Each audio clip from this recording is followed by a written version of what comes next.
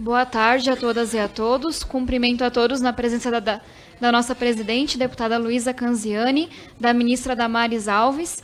E queria começar dizendo que a senhora tem uma história muito honrosa e traz projetos que visam o cuidado, a proteção da mulher, mas fica comigo uma preocupação e um questionamento de qual mulher brasileira que a gente está falando, quais mulheres a gente tem em mente quando a gente desenha essas políticas públicas. Será que a gente está mesmo olhando para o todo ou olhando para as exceções? E aí, falando um pouco do porquê que eu tenho essa preocupação, quando eu penso na mulher mediana que representa o Brasil, e são muitas, mas tem algumas que são mais representadas, a gente está falando de uma mulher que ela é preta ou parda, que ela mora nas periferias dos grandes centros ou nas regiões mais afastadas, que ela não sabe ler nem escrever, ela é analfabeta funcional e que há grandes chances de que ela ficou grávida na adolescência. Eu sei que muitas pessoas aqui têm histórias pessoais relacionadas a isso. Minha mãe engravidou de mim no ensino médio, não foi acolhida pela família, pela escola ou por ninguém, basicamente, e teve que se virar das mais diversas formas. E eu acho que vale dizer também que essa mulher típica brasileira, essa mulher mediana, ela trabalha no mercado informal, ela tem 2, 3 ocupações, ela recebe muito menos, ainda que ela trabalhe mais. A estimativa é que ela trabalha 3 horas a mais por semana e recebe 1/3 a menos do que os homens.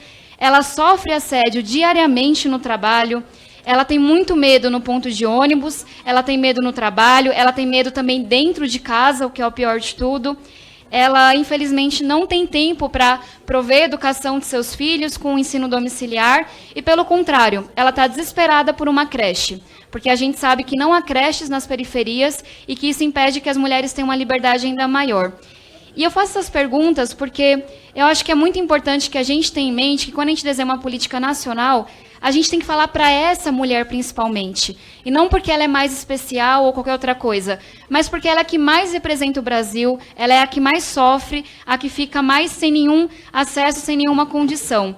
E eu queria saber, ministra, com muito respeito e querendo entender mesmo, se está mapeado tudo isso, se a senhora tem algum tipo de política planejada para a gente prevenir e acabar com gravidez na adolescência.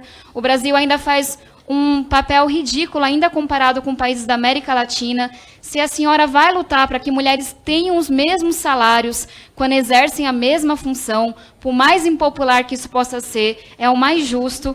Se a senhora de fato está disposta a vir com a gente e lutar por mais mulheres na política. Eu fico muito feliz com a sua fala de que os homens deveriam abrir as portas dos partidos, ou na prática a gente deveria abrir essas portas, e acho que cada um sabe a história de luta, de barreira, de preconceito que enfrentou para chegar aqui até o Congresso. Mas eu queria também o seu comprometimento de forma mais pontual. A senhora está comprometida com os 30% do fundo para as mulheres? A senhora está comprometida a que a gente encontre cada vez maneiras mais efetivas de trazer mulheres para a política? Tem muitos estudos que mostram que não é só a corrupção que diminui, não é só a educação e a saúde que melhoram. São as meninas tendo sonhos mais próximos aos dos meninos. São as meninas podendo estudar mais, trabalhando menos em afazeres domésticos, quando há mais mulheres na política. A senhora acha que faz sentido a gente falar em cotas no parlamento, que eu sei que é uma bandeira de muitas das mulheres aqui, que a gente tenha cotas não na lista partidária, mas nas cadeiras do parlamento para essas mulheres? E acho que foi uma fala muito infeliz do presidente Bolsonaro, mas ele falou que uma ministra valia por 10. E eu acredito que representatividade importa muito. A gente precisa de mais mulheres em todos os espaços. Não que pensem iguaizinho a mim, pode pensar diferente. Mas precisamos de mais mulheres e não acho que uma dá conta. Precisamos de 50% de mais, que nem é na população brasileira. E aí, ministra, para finalizar, eu respeito muito o seu trabalho e, de novo, respeito a trajetória de quem lutou para chegar até aqui, porque eu sei a importância disso. Mas eu queria demonstrar uma preocupação com a sua resposta quando questionada sobre a deputada Alê Silva. E por que eu falo sobre isso? Respeito o seu trabalho, mas eu acho que é uma incoerência. Quando a senhora fala que vai trabalhar junto com a gente por mais mulheres na política, por mais liberdade, por mais espaço, por menos violência, aqui na Comissão da Mulher, depois de apresentar vários projetos belíssimos e que tem, talvez não alcancem todo mundo, mas tem seu mérito no combate à violência, para mim é muito preocupante ver a senhora se calando sobre essa ameaça de morte.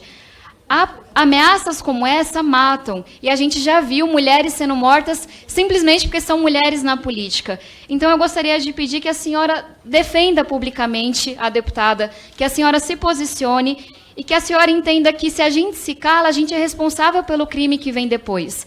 Então, acho que, de novo, trago com muito respeito, especialmente pela sua trajetória, mas eu acho que é importante que a gente tenha compromissos um pouco mais claros, numéricos, profundos, porque a situação da mulher sempre foi muito difícil, mas ela está piorando. E acho que um dado que mostra isso é que o feminicídio, o Brasil é o 5º país que mais mata mulheres só por serem mulheres. E essa é a diferença do feminicídio, elas morrem porque são mulheres, não é um homicídio comum. O número de feminicídios aumentou nos últimos anos, 20% entre 2016 e 2017.